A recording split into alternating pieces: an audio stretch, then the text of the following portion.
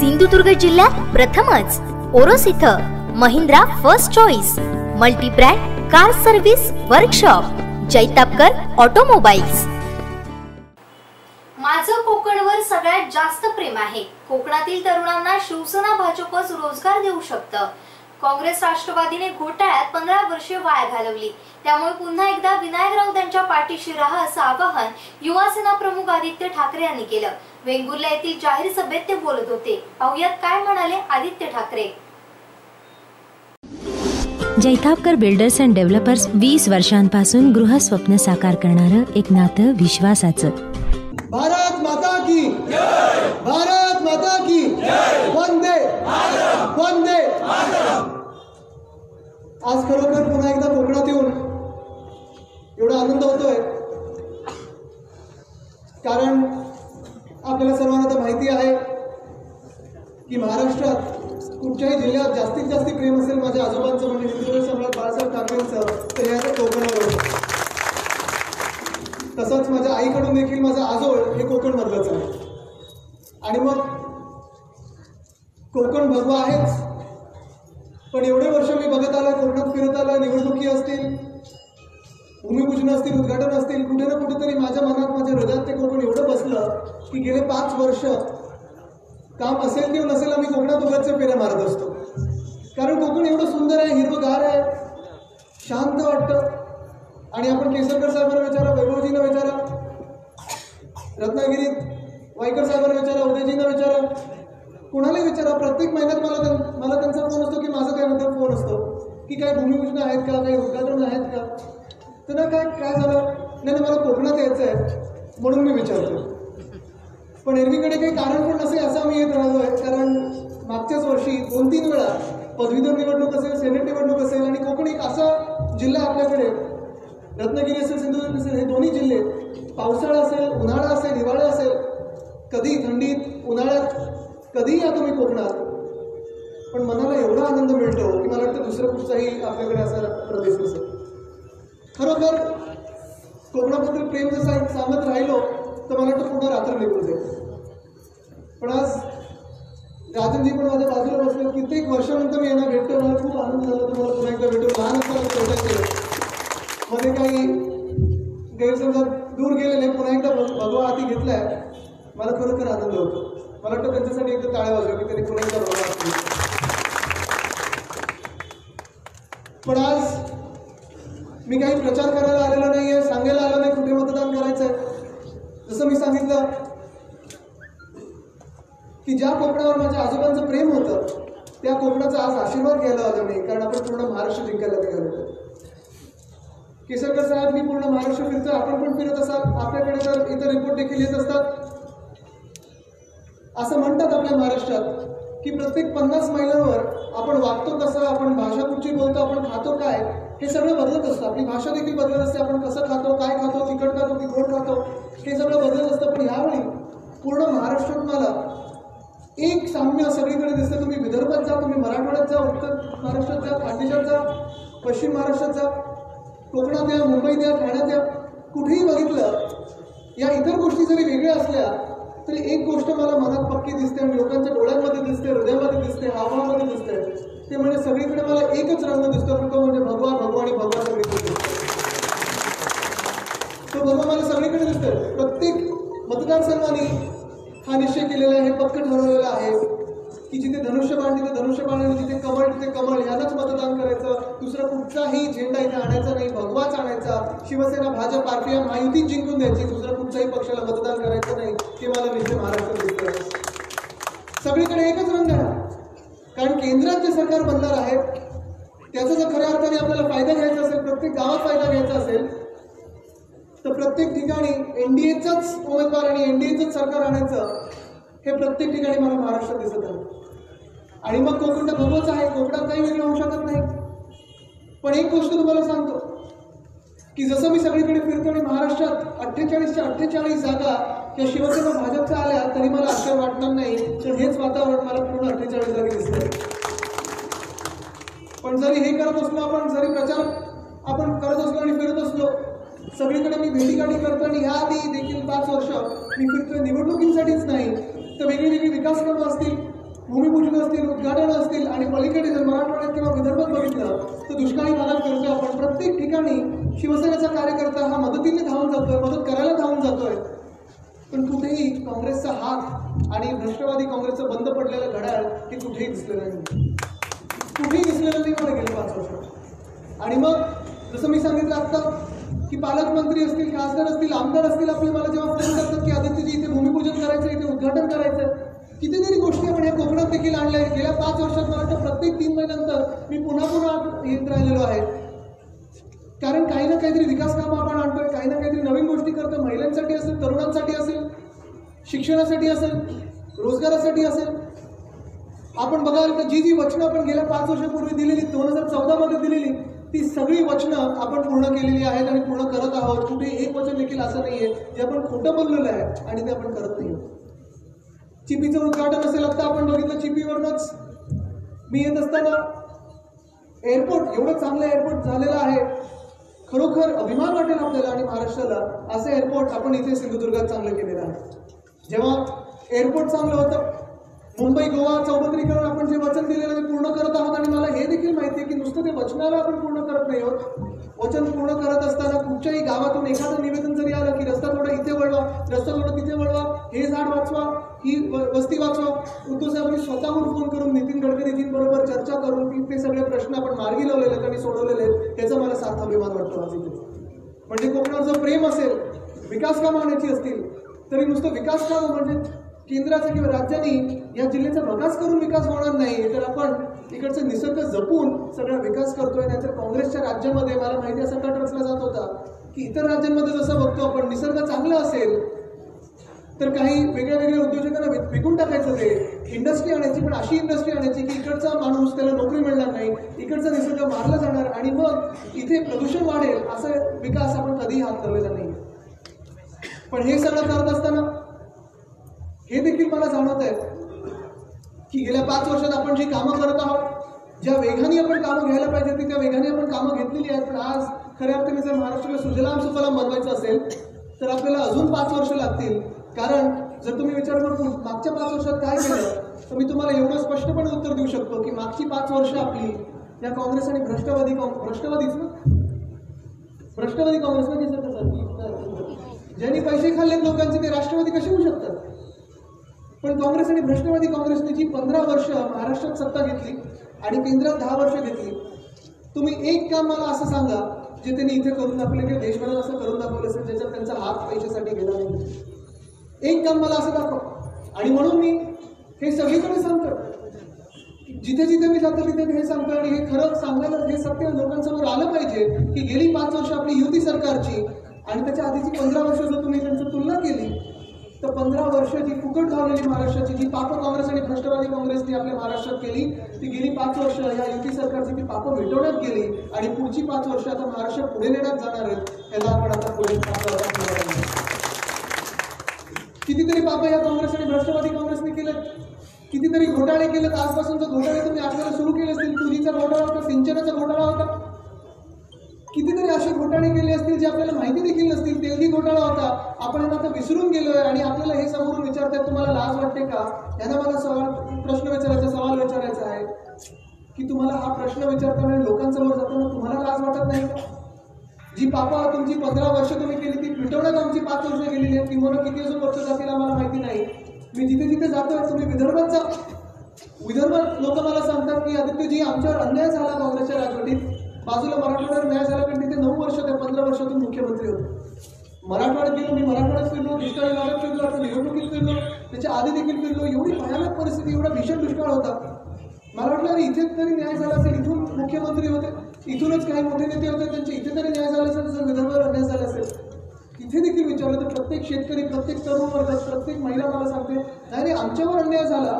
बाजूला पश्चिम महाराष्ट्रावर न्याय झाला. पश्चिम महाराष्ट्रामध्ये गेलो, साताऱ्यात गेलो, तिथे तुम्ही विचारा, हातकणंगलेत विचारा, कोल्हापुरात विचारा, मानखटावसारख्या जागी दुष्काळ आहे. आपल्याला तिथे पाऊस जास्ती पडू शकतो पण तिथे पाणी वाचवलं नाही जात, जिरलं नाही जात, सिंचन तिथे तेवढं चांगलं पोचलं नाही, तिथे दुष्काळ असू शकतो. याची कल्पना ही आपल्याला असूच तशी असते. आणि म्हणून मला धक्का बसला की तिथे देखील दुष्काळ आहे. मग विचारलं इथे अन्याय झालाय, मराठवाड्यात अन्याय झालाय, विदर्भात अन्याय झालाय, मुंबईकरांना वाटतं आमच्याकडे काही चांगलं आलं नाही, कोकणात वाटतं आमच्याकडे काही चांगलं आलं नाही. मग नक्की न्याय झाला तरी कुठे?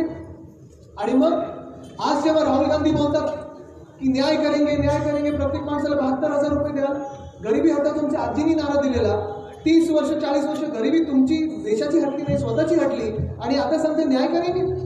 मग महाराष्ट्राची जेव्हा 15 वर्ष फुकट घालवली, देशाची 10 वर्ष फुकट घालवली, तेव्हा कुठे गेलेला हा न्याय? कुठे गेलेला हा न्याय? आणि मग जर आता काही चांगलं होत असेल या देशात, आता जर काही चांगलं होत असेल या राज्यात, मग आता का तंगडं घालता आमच्याकडे?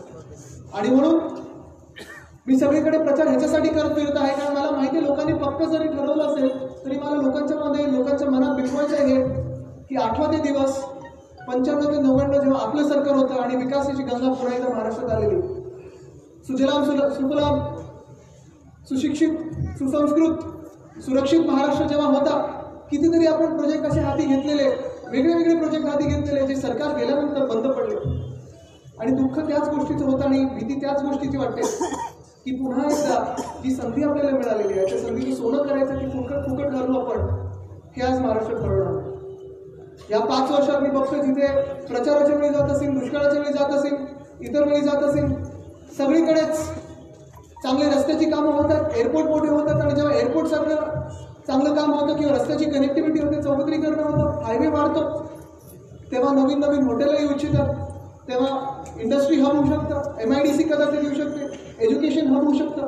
पण ही सगळी जर कामं थांबली, रस्त्याची कामं थांबली, एअरपोर्ट थांबलं, तर मग आपण जे तरुण मुलं मुली उत्सुकतेने बघतोय की आमच्याकडे नोकऱ्या कधी येणार, रोजगार कधी येणार आमच्या जिल्ह्यामध्ये, ते सगळं थांबून जाईल. अर्थात मुंबईत तुमचं स्वागत आहेच, कारण मुंबई ही कोकणी माणसाची आहेच, आपली राजधानी आहे. मुंबईत स्वाभिमानाने कसं जगावं, अभिमानाने कसं जगावं हे कोकणी माणसांनी शिकवलेलं आहे. पण तसंच तुमच्या जिल्ह्यात जर रोजगार आणायचा असेल, तुमच्या जिल्ह्यात जर विकास आणायचा असेल, तर ही कामं आपल्याला थांबून चालणार नाही. आणि मग इकडचे जे आपले विद्यमान खासदार आहेत, विनायक राऊतजी, उद्धव साहेबांचे विश्वासू आहेत, शिवसेनेचे धाडामासाचे शिवसैनिक आहेत, पण तुमच्यासाठी लढणारे आहेत, तुमच्यासाठी झगडणारे आहेत. कुठे देखील त्यांना लाज वाटत नाही. जर सरकार विरोधात जरी बोलायचं असलं, जर तुमचं एक कारवाई इथे होत असेल, जसं नाणारचं तुम्हाला विषय देतो, नाणार आपल्याला माहिती आहे पळवून लावायचा होता, तेव्हा कुठेही ते घाबरले नाहीत, हिमतीने सगळ्या पूर्ण पार्लमेंट समोर बोलले की नाणार आम्हाला मान्य नाही म्हणजे मान्य नाही, जिथे मान्य असेल तिथे घेऊन जा, पण आम्हाला तो नाणार होतो. पण त्याच बाजूने जेव्हा रोजगार पाहिजे असतात, इतर काही चांगलं आणायचं असतं, त्याच्यासाठी पण लढतात, तुमच्या न्याय हक्कांसाठी लढतात, कोकणाचा आवाज दिल्लीत बुलंद करतात. असे तुम्हाला खासदार पाहिजे की काँग्रेस आणि राष्ट्रवादी काँग्रेसचे तुम्हाला खासदार पाहिजे, जे तुम्ही लढवायचे. आणि म्हणून तुमचं प्रत्येक मत हे महत्वाचं आहे. जर आपण विचार केला अरे माझ्या एका मताने काय होणार आहे, बाजूचं मतदान शिवसेनेला करतोय, मी जर मतदान केलं नाही तर काय फरक पडणार आहे, मी मतदानावर उतरलो नाही तर काय फरक पडणार आहे. एक मताने इतिहास घडू शकतो, एक मत देखील निर्णायक असतं. तुमचं प्रत्येक मत हे शिवसेनेला, म्हणजे तुमचं प्रत्येक मत हे दिल्लीत नरेंद्र मोदीजींना असणार आहे, हे तुम्ही लक्षात ठेवा. वाजपेयी साहेबांचं सरकार एका मताने पडलेलं, आणि ते पडल्यानंतर देशात काय झालं, किती गोंधळ झाला, देशाची किती वाट लागली, हे आपल्या सर्वांनाच माहिती आहे. पण ह्या कोकणातून जर पुढे न्यायचं असेल आपल्याला आवाज, तर आपल्याला शिवसेना आणि भाजप, RPI महायुतीशिवाय पर्याय नाही. ही निवडणूक जेवढी आपल्या गल्लीची आहे तेवढीच आपल्या दिल्लीची. मला माहिती आहे, मी सगळीकडे सांगत असतो की प्रत्येक निवडणूक ही वेगळी असते. ग्रामपंचायतीची निवडणूक वेगळी असते, जिल्हा परिषदेची निवडणूक वेगळी असते, नगरसेवकाची निवडणूक वेगळी असते, आमदारची निवडणूक वेगळी असते. पण ही निवडणूक लोकसभेची आहे, आणि ही निवडणूक उद्या देशाचा नेता कोण बनणार ही निवडणूक ठरवणार आहे. तुमचं प्रत्येक मत उद्याचा पंतप्रधान ठरवणार आहे. तुम्ही कोणाला मतदान करणार, कोण तुम्हाला स्वीकारणार, तुम्ही कोणाला स्वीकारणार, ही निवडणूक आहे. देशातून जगात कोण तुमचा आवाज देणार ही निवडणूक ते ठरवणार आहे. आणि म्हणून आपल्या समोर 2 पर्याय आहेत. एका बाजूला नरेंद्र मोदीजी आहेत, जे मजबूत सरकार द्यायला निघालेले आहेत. शिवसेना, भाजप, RPIची महायुती, NDAचं गठबंधन आहे, युती आहे, जे एक मजबूत सरकार देऊ शकतं, चांगली कामं करू शकतं, जी वचनं आपण देतो ती पूर्ण करू शकतात. आणि दुसऱ्या बाजूला मजबूर सरकार आहे.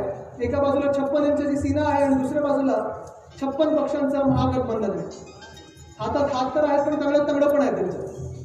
तुम्ही ठरवायचं तुम्ही मतदान कोणाला करणार, 56 इंच सीना की 56 पक्षाचं महागठबंधन, कोणाला करणार.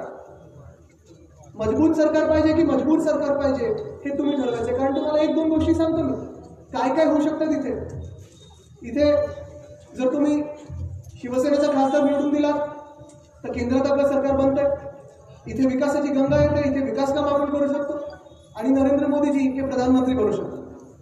पण जर तुम्ही चुकून बघून काँग्रेस किंवा काही गोंधळलेले उमेदवार आहेत ज्यांना स्वतः कुठच्या पक्षात आहेत हेच माहिती नाहीये, असे 1.5 उमेदवार जे आपल्या समोर आहेत त्यांना मतदान केलं तर कदाचित ते काँग्रेसच्या बाजूने जाऊ शकतात.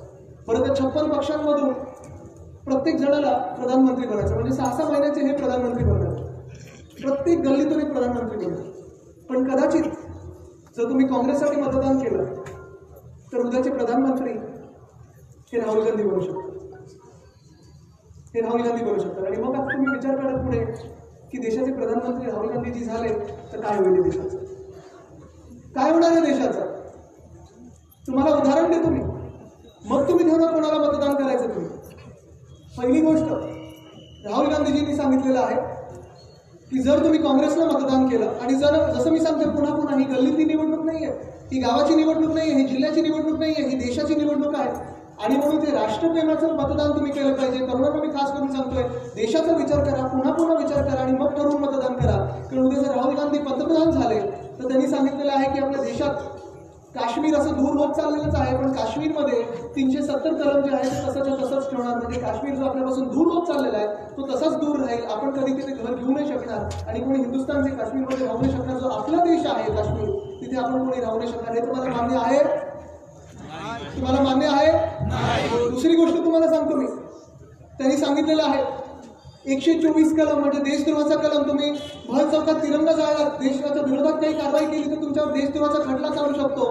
तो खटला, तो कलम ते काढून टाकतील. 124A हे काढून टाकणार. हे आम्हाला देखील मान्य आहे की जिथे जिथे 124 कलम हा चुकीचा वापरला जातो, राजकीय हेतूने वापरला जातो, त्याच्यात काही बदल केले पाहिजे, सुधारणा केली पाहिजे.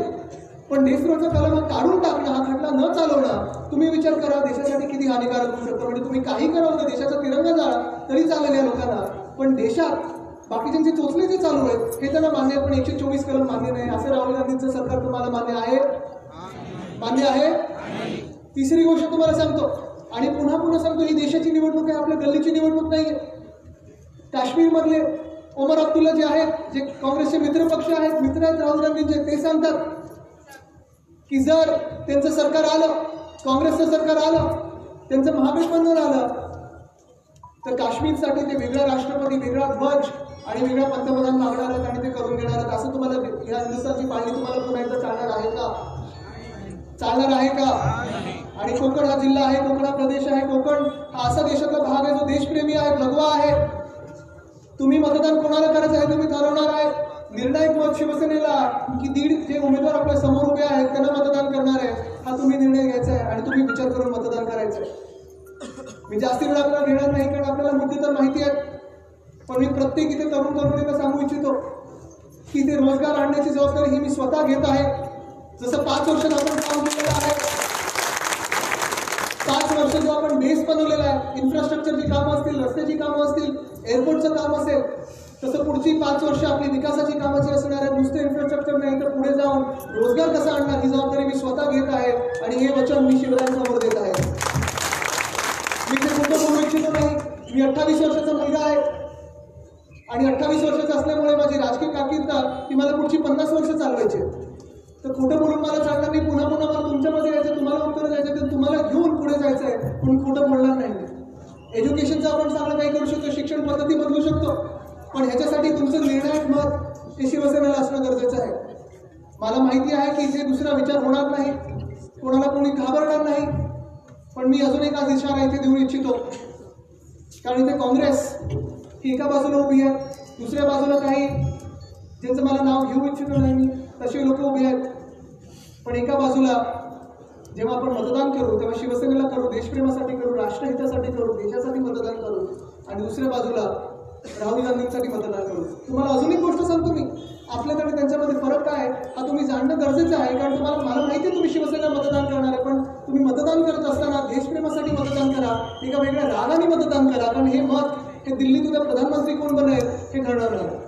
एका बाजूला आपण आहोत, देशात कुठेही कोणावरही नागरिकांवर हल्ला झाला, पोलिसांवर हल्ला झाला, अतिरेकी हल्ला झाला तर नरेंद्र मोदीजी आपले पंतप्रधान आहेत, कणखर नेतृत्व आहे जे पाकिस्तानमध्ये जाऊन ठोकून येतं असे आपले प्रधानमंत्री आहेत. आणि दुसऱ्या बाजूला राहुल गांधी आहेत जे ओसामा बिन लादेनला ओसामाजी बोलतात, त्यांचे कार्यकर्ते मसूद अझरला अझर बोलतात, अझरजी बोलतात. आणि सगळ्यात राग येणारी गोष्ट म्हणजे राहुल गांधीजी हे स्वातंत्र्यवीर सावरकरांना कायर आणि डरपोक बोललेलं आहे. असा नेता तुम्हाला देशाचा पंतप्रधान म्हणून बघायचा आहे का? असा नेता तुम्हाला देशाचा पंतप्रधान म्हणून बघायचा आहे का?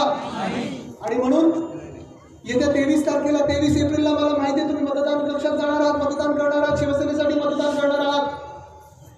पण तुम्हाला मी एक खात्री देतो, जसं तुम्ही मला आज खात्री दिली, हात वरती करून दाखवा, शिवसेनेला मतदान करणार आहात तुम्ही. शिवसेनेला मतदान करणार आहात तुम्ही, मला खात्री द्या.